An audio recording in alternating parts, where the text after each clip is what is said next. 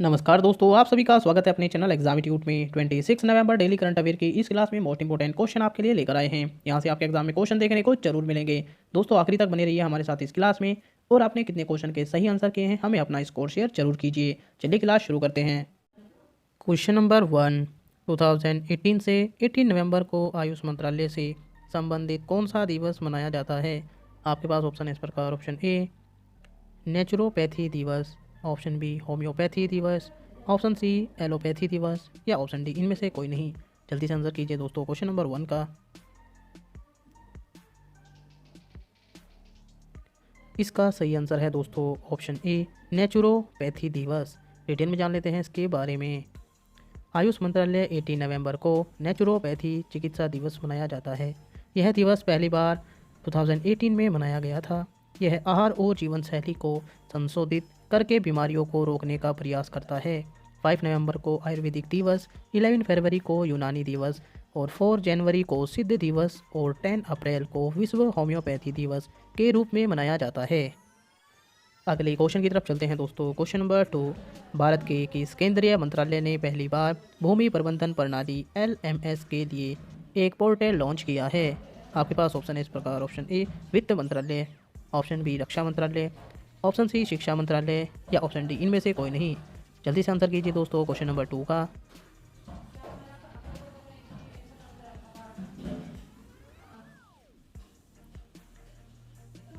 इसका सही आंसर है दोस्तों ऑप्शन बी रक्षा मंत्रालय। डिटेल में जान लेते हैं इसके बारे में। केंद्रीय रक्षा मंत्री राजनाथ सिंह ने हाल ही में भूमि प्रबंधन मामलों से निपटने के लिए पारदर्शिता और गति लाने के लिए रक्षा भूमि प्रबंधन प्रणाली LMS के लिए एक पोर्टल लॉन्च किया है। यह पहली बार है जब LMS का विकास रक्षा विभाग के साथ साथ महानिर्देशक रक्षा संपदा DGDE और सशस्त्र बलों द्वारा किया गया है। इस GIS आधारित प्रणाली के लिए तकनीकी सहायता Bhaskaracharya institute for space application and geo informatics द्वारा प्रदान की गई है। अगले क्वेश्चन की तरफ चलते हैं दोस्तों। क्वेश्चन नंबर 3, किस वित्तीय सेवा कंपनी ने भारत में महिला उद्यमियों के लिए प्रोजेक्ट किराना शुरू करने के लिए USAID के साथ भागीदारी की है। आपके पास ऑप्शन है इस प्रकार। Option A master card, option B Paytm, option C RuPay या ऑप्शन डी इनमें से कोई नहीं। जल्दी से आंसर कीजिए दोस्तों क्वेश्चन नंबर 3 का।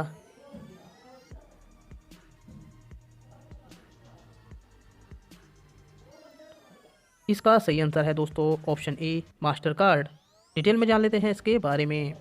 वैश्विक वित्तीय सेवा और भुगतान प्रौद्योगिकी कंपनी मास्टर कार्ड ने प्रोजेक्ट किराना नामक एक कार्यक्रम शुरू करने के लिए यूसेट के साथ भागीदारी की है।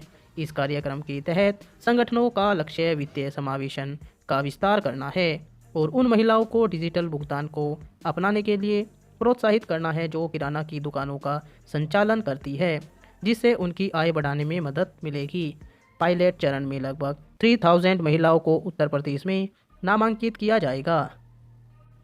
अगले क्वेश्चन की तरफ चलते हैं दोस्तों। क्वेश्चन नंबर 4, राष्ट्रीय कैडेट कोर NCC ने 22 नवंबर 2020 को अपना कौन सा स्थापना दिवस मनाया। आपके पास ऑप्शन है इस प्रकार। Option A 72, option B 50, option C 36 या ऑप्शन डी 42। जल्दी से आंसर कीजिए दोस्तों क्वेश्चन नंबर 4 का।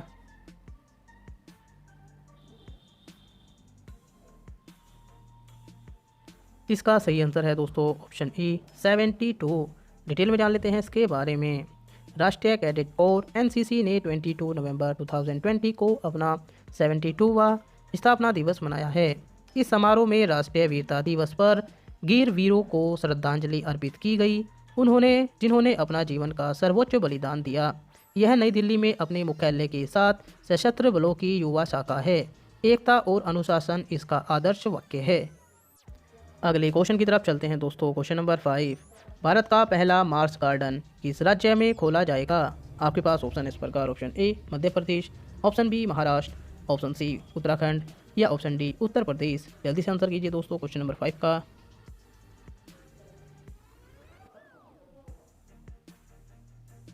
इसका सही आंसर है दोस्तों ऑप्शन सी उत्तराखंड।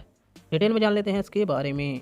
उत्तराखंड में नैनीताल जिले के खुरपाताल में भारत का पहला मार्स गार्डन विकसित किया गया है। यहाँ 1.2 किलोमीटर के क्षेत्र में मांस की विभिन्न प्रजातियाँ हैं और इनके संबंध में वैज्ञानिक जानकारी प्रदर्शित की गई है। उत्तराखंड वन विभाग की अनुसंधान सलाहकार समिति द्वारा CAMPA योजना के तहत जुलाई 2019 में इसका चयन किया गया था। अगले क्वेश्चन की तरफ चलते हैं दोस्तों। Question number 6, sustainable alternative towards affordable transportation SATAT पहल किससे संबंधित है?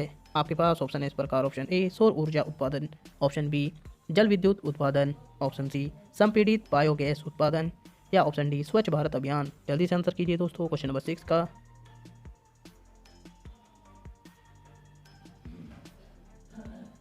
इसका सही आंसर है दोस्तों ऑप्शन सी संपीड़ित बायोगैस उत्पादन। डिटेल में जान लेते हैं इसके बारे में। SATAT का अर्थ है sustainable alternative towards affordable transportation, एक पहल जिसका उद्देश्य संपीड़ित बायोगैस उत्पादन संयंत्रों की स्थापना करना है। इस प्रकार यह संभावित उद्यमियों से एक्सप्रेशन ऑफ इंटरेस्ट को आमंत्रित करके ऑटोमोटिव ईंधन में उपयोग के लिए बाजार में उपलब्ध होगा। अगले क्वेश्चन की तरफ चलते हैं दोस्तों। क्वेश्चन नंबर 7, प्रधानमंत्री नरेंद्र मोदी ने किस पड़ोसी देश में रुपए कार्ड चरण 2 का शुभारंभ किया? आपके पास ऑप्शन है इस प्रकार। Option A Bhutan, option B चीन, ऑप्शन सी रूस या ऑप्शन डी अमेरिका। जल्दी से आंसर कीजिए दोस्तों क्वेश्चन नंबर 7 का।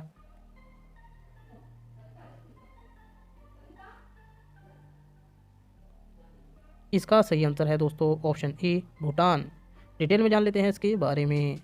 प्रधानमंत्री नरेंद्र मोदी ने अपने भूटानी समकक्ष लोटे शेयरिंग के साथ हाल ही में वर्चुअल मोड में रुपए कार्ड फेज 2 लॉन्च किया है। इससे भूटानी कार्ड धारक भारत में रुपए नेटवर्क का उपयोग कर सकेंगे।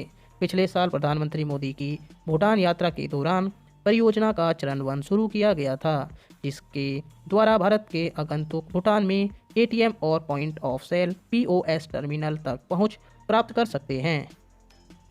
अगले क्वेश्चन की तरफ चलते हैं दोस्तों। क्वेश्चन नंबर 8, सूर्यदेव को समर्पित बिहार, झारखंड और उत्तर प्रदेश में मनाए जाने वाला त्यौहार का नाम क्या है? आपके पास ऑप्शन है इस प्रकार। Option A Chhath, option B Pongal, option C Guru Parv या ऑप्शन डी इनमें से कोई नहीं। जल्दी से आंसर कीजिए दोस्तों क्वेश्चन नंबर 8 का।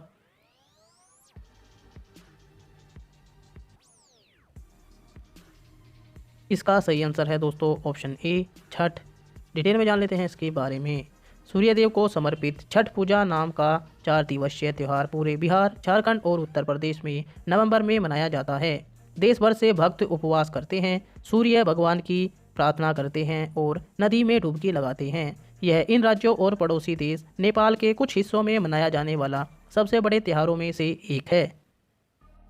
अगले क्वेश्चन की तरफ चलते हैं दोस्तों। क्वेश्चन नंबर 9, मोती पैनल किससे संबंधित है? आपके पास ऑप्शन इस प्रकार। ऑप्शन ए असम समझौते का खंड 6, ऑप्शन बी AFSPA की स्क्रैपिंग, ऑप्शन सी राष्ट्रीय स्वच्छ वायु कार्यक्रम या ऑप्शन डी बड़े कारपोरेट घरानों को बैंक लाइसेंस। जल्दी से आंसर कीजिए दोस्तों क्वेश्चन नंबर 6 का।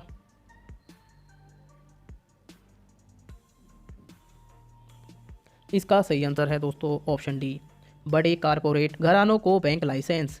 डिटेल में जान लेते हैं इसके बारे में।